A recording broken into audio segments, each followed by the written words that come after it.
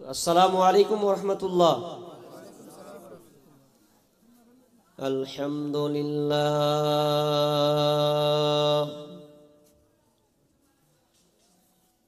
নাহমাদুহু ওয়া নাস্তাঈনুহু ওয়া নাস্তাগফিরুহু ওয়া নাউযু বিল্লাহি মিন শুরুরি আনফুসিনা ومن سيئات أعمالنا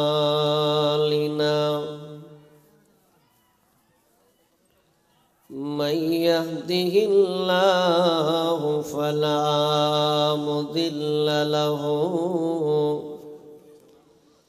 ومن يضلله فلا هادي له وأشهد أن لا إله إلا الله وحده لا شريك له وأشهد أن محمدًا عبده ورسوله الذي أرسله بالحق بصيرا ونذيرا وداعيا إلى الله بإذنه وسراجا منيرا أما بعد فإن خير الحديث كتاب الله وخير الهدي هدي محمد صلى الله عليه وسلم وشر الأمور محدثاتها وكل محدثة بدعة وكل بدعة ضلالة وكل ضلالة في النار. فقد قال الله تبارك وتعالى في كلامه المجيد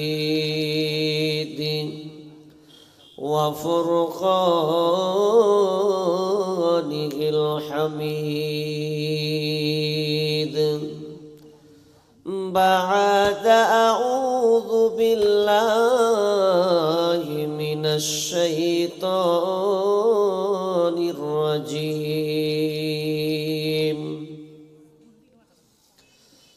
ومثل الذين كفروا كمثل الذي ينعق بما لا يسمع إلا دعاء ونداء صم بكم عمي فهم لا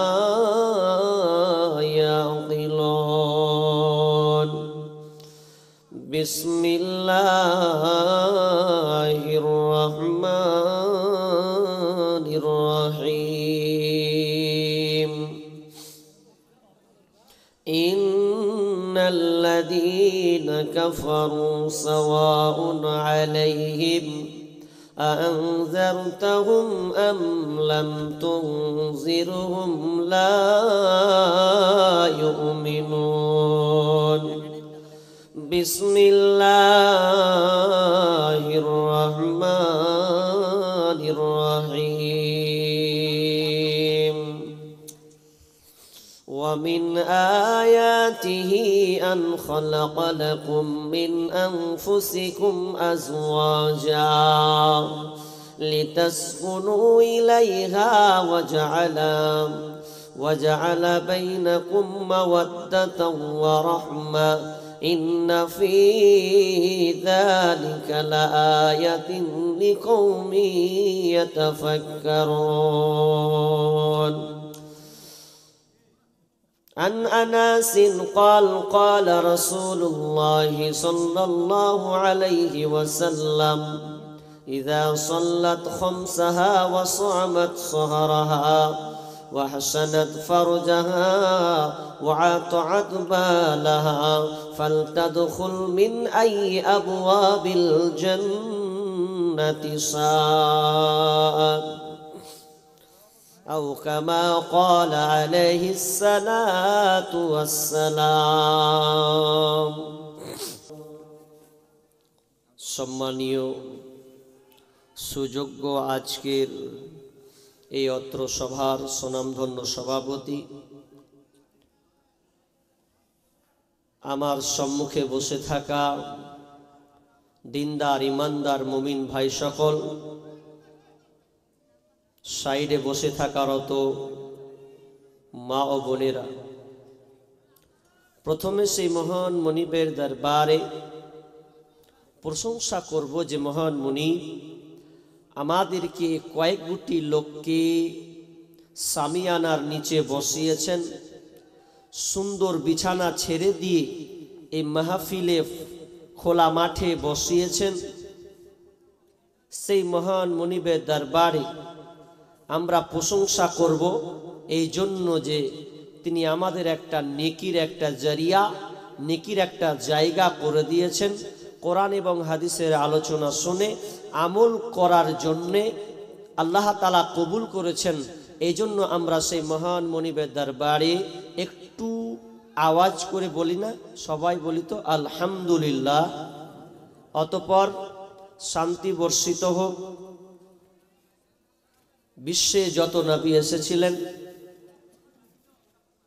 তন্মধ্যে আমাদের শেষ নবী জনাবে মুহাম্মদুর রাসূলুল্লাহ, বলুন সবাই সাল্লাল্লাহু আলাইহি ওয়াসাল্লাম। সম্মানিত উপস্থিতি, আমাকে বলা হয়েছিল আপনি পর্দা মহিলাদের ব্যাপারে কথা বলবেন, তো আগের বক্তা মনে হয় স্বামী স্ত্রী ব্যাপারেই বলেছেন। তো আমি দুটি আয়াত পড়েছি, কিছু ইঙ্গিত আপনাদের কাছে নিয়ে যাব মেয়েদের ব্যাপারে, কিছু ছেলেদের ব্যাপারে আলোচনা করব। দেখেন, আল্লাহ সুবহানাহু ওয়া তাআলা আমাদেরকে একখানি কিতাব দিয়েছেন, যার নাম বলতে পারবেন? বলেন তো কি জানেন? কিতাবটার নাম কি? কোরআন। এই কোরআনটা হচ্ছে এটি আসমানি গ্রন্থ, এটা হচ্ছে কালামুল্লাহ, আল্লাহর কালাম। এটা কোনো সৃষ্টি নয়, লাইসা বি মখলুকিন, এটা কোনো সৃষ্টি নয়, এটা আল্লাহ স্বয়ং নিজে পাঠিয়েছেন, নাজিল করেছেন, যাতে করে আমরা সঠিক রাস্তা পাই। এই জন্যে তো আল্লাহ সুবহানাহু ওয়া তাআলার কিছু আমি আদেশ বলবো, কিছু নিষেধমূলক আইন তুলে ধরব, যেগুলো আমাদের সমাজে উল্টা চলছে। আর মিডিলে আমি মেয়েদের ব্যাপারে কিছু কথা বলবো। আমা তাওফিক ইল্লা বিল্লাহি তাওয়াক্কালতু ওয়া ইলাইহি উনীব। আমি আপনাদের সামনে সূরা বাকারা থেকে দুটি আয়াত পড়েছি, আর একটা পড়েছি সূরা রুম থেকে। তিনটি আয়াত পড়েছি, এই আয়াতকে সামনে রেখে আলোচনা করছি। প্রথমে একটা আয়াত পড়েছি যে এই আয়াত দুটা যারা আলেম তারা জানেন, আলেম হয়তো এখানে নাই, কিন্তু যারা আলেম তারা বুঝে ফেলেছে এটা কিন্তু ফাসিক মুশরিকদের জন্য আয়াত। কি আছে এতে দেখেন, বিসমিল্লাহির রহমানির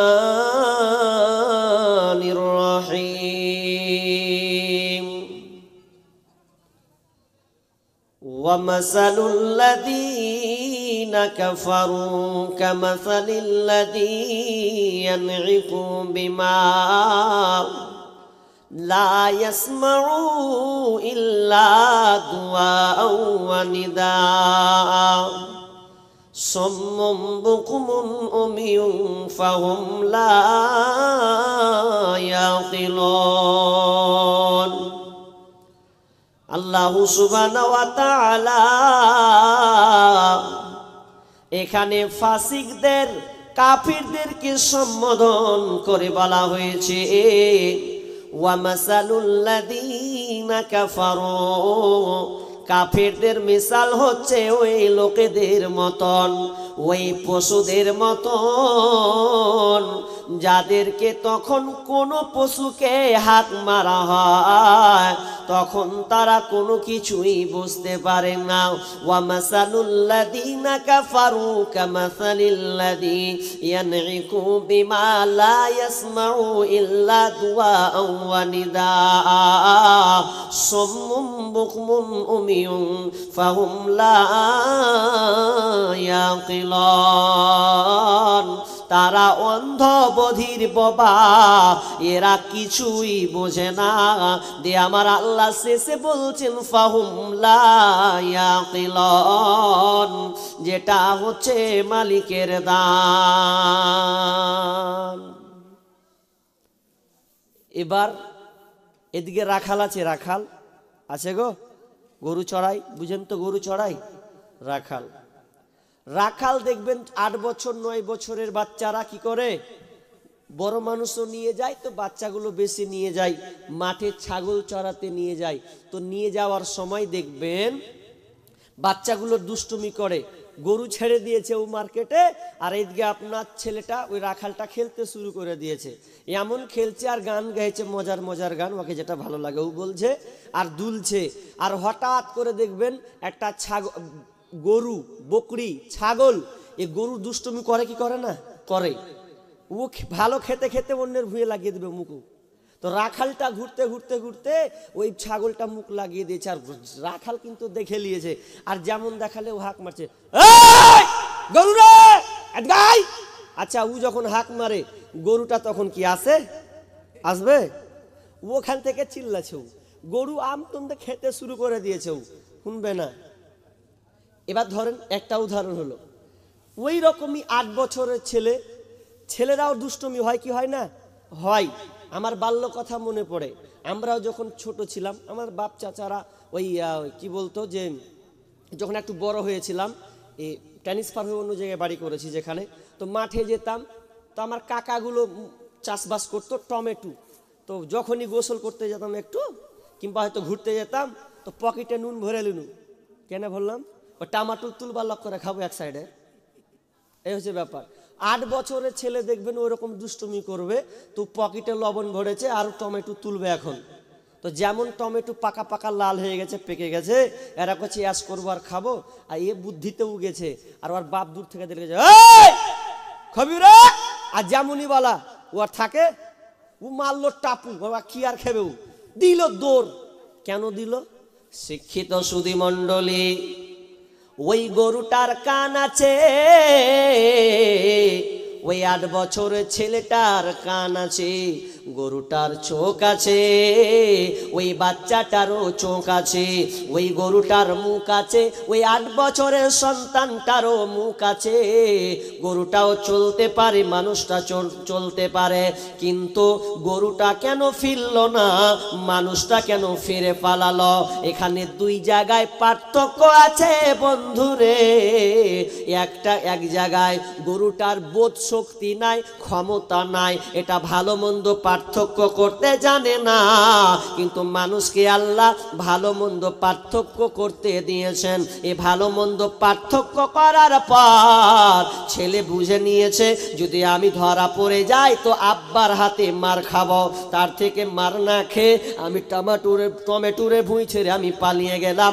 এখানে কোরআন বলছে আল্লাহ বলছেন ফাহুম লা ইয়াকিলুন এদের মধ্যে 2 জায়গার পার্থক্য আছে। আল্লাহ পশুটাকে আপনার বোধ শক্তি দেয়নি, মানুষকে বোধ ক্ষমতা দিয়েছেন, যেটা আমার মালিকের দান। গরুটার কি নাই? বোধ শক্তি নেই, নইলে খায়। আর মানুষটার বোধ শক্তি আছে। এবার উদাহরণ নেন, এবার মসজিদে আজান হয় কি হয় না? হাইয়া আলাস সালাহ,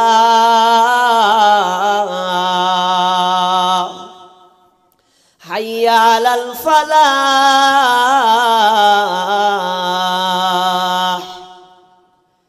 আপনার এই ফুলবাড়ি গ্রামে প্রত্যেক জায়গায় মসজিদের এলান হয়ে গেছে, আয় আয় আয়, হাইয়া আলাস সালাহ, এটা হচ্ছে আল্লাহর ডাক, নামাজে আয়।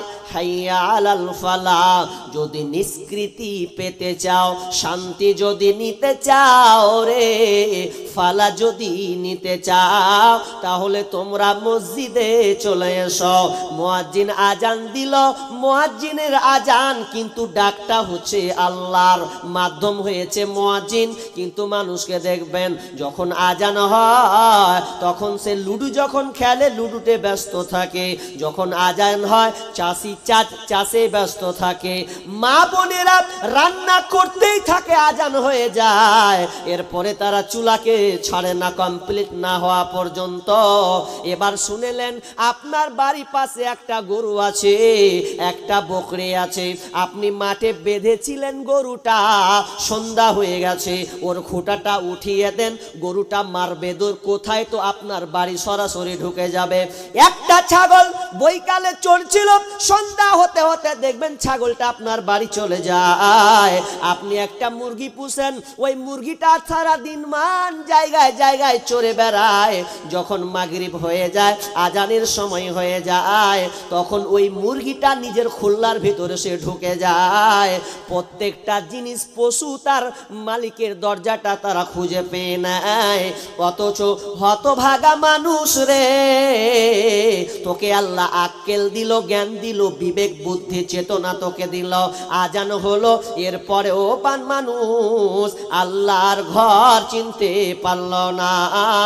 এই জন্য আমার আল্লাহ বলছেন, যারা আমার ডাক শোনার পরেও আসলো না, এরা হচ্ছে পশুর চাইতে নিকৃষ্ট, পশুর চাইতেও খারাপ, এরা পশুর জগতে চলে গেছে। তাহলে গরু ছাগল ভালো হলো না মানুষ ভালো হলো? গরু ছাগলই ভালো হলো। সকালে ছেড়েছেন, সন্ধ্যায় ওকে বলতে হয়নি, দুদিন প্র্যাকটিস করিয়েছেন, ঠিক চলে যায়। মানুষ হতভাগা, মানুষকে আল্লাহ এত বিবেক বুদ্ধি চেতনা এত কিছু দেওয়ার পরেও তারা মসজিদের দুয়ার খুঁজে পায় না। এবার আমার আলোচনা হচ্ছে যে আল্লাহ তাআলা কিছু আদেশমূলক আছে, কিছু নিষেধমূলক আছে, কিন্তু আমরা ওগুলো মানতে চলছে না। কেমন মানেন আপনি? দেখি, আপনাকে দেখাই। আমরা তো মানি না। আদমকে বলল, আদমকে যখন আল্লাহ নিজের হাতে বানালেন, তৈরি করলেন, তৈরি করার পর প্রত্যেক ফেরেশতাকে বললেন, ওয়াইদ কুলনা লিল মালাইকাতি ইসজুদু লি আদামা ফাসাজাদু ইল্লা ইবলিস। হে ফেরেশতা কুল সকল, ওরে জিনেরা, সবাই তোমরা আদমকে সিজদা করে দাও। এটা ছিল আল্লাহর আদেশ। আদেশ কি আদেশ নয়? আল্লাহর আদেশ। কিন্তু তারা সকল ফেরেশতা সিজদা করেছে আদমকে, ইল্লা ইবলিস, কেবল ইবলিস সিজদা করলো না, অহংকার দেখালো।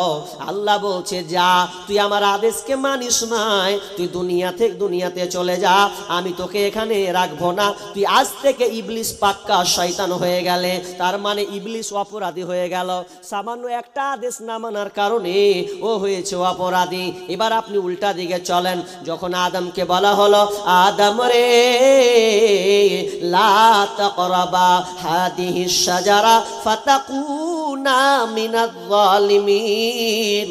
আদম এবং হাওয়া, তোমরা দুজনেই জান্নাতে থাকো, বসবাস করো, খাও, আনন্দ ফুর্তি করো, যা করবে মন যায় তাই করো, কিন্তু শুনে নাও আদম এবং হাওয়া, তোমাদের দুজনকে বলি, খবরদার লা তাকরাবা হাদিহিশ শাজারা, ওই গাছটার নিকট যাবে না, ফাতাকুনা মিনাজ জালিমিন, যদি তোমরা যাও জালিমদের অন্তর্ভুক্ত হয়ে যাবে। এটা আল্লাহ আল্লাহর নিষেধ, খবরদার তোমরা যাবে না, যাবে না, যাবে না। কিন্তু তারা আল্লাহর নিষেধটাকে মানতে পারল না। শয়তানের খপ্পরে পড়ে, শয়তানের পাল্লায় পড়ে তারা স্বামী স্ত্রী আপনার ওই গাছটা নিকট চলে গেল। জান্নাতে ওই গাছটা নিকট যাওয়ার পর যখন তারা ফল খেয়ে ফেললো, তাদের শরীর থেকে পুরো খোসা পোশাক খসে পড়ে গেল, উলঙ্গ হয়ে গেল, এবং তারা জান্নাতের পাতা দিয়ে তাদের ইজ্জতকে তারা ঢাকতে লেগেছে। এটা কি ছিল? আল্লাহর নিষেধ যাবি না, আর ইবলিসকে বলে সেজদা কর, ও করে ও অপরাধী করলো না, অপরাধী। আর নিষেধ ছাড়তে বললো, তা করে দিল, ইও কি অপরাধী। তাহলে বারবার সমান সমান কি হলো না? সমান।